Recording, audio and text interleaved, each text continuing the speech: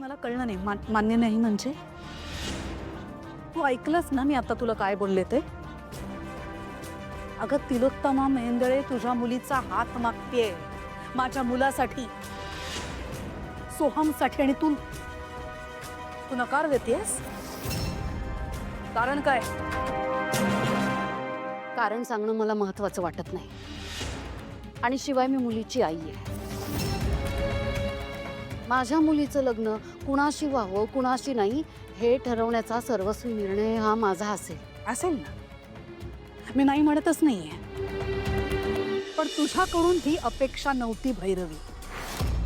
मला असं वाटत होतं की आपण सख्या मैत्रिणी आहोत आणि त्या भरोशावर मी इथे आले तुझ्याकडे. आपल्यात कधी वाद नाही, कधी भांडण नाही, कधी विवाद नाही, मग हे का? आणि आपली दोन्ही कुटुंब वजे मेहेंदळे एकमेकांना ओळखतात का भैरवी? का? कारण माझी मर्जी. माझी मर्जी? बर,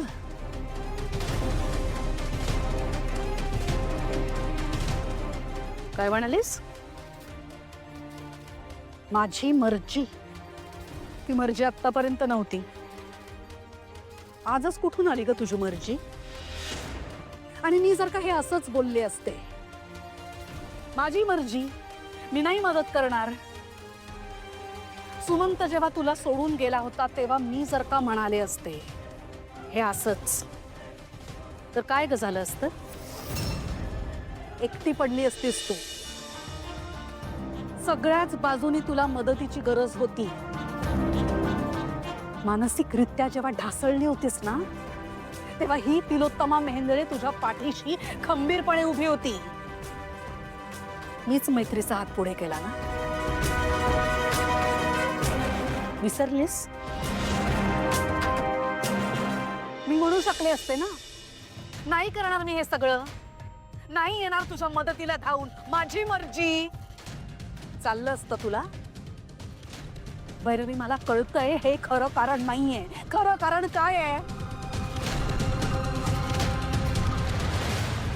खरं कारण ऐकायचंय तुला? हो. मग ऐक.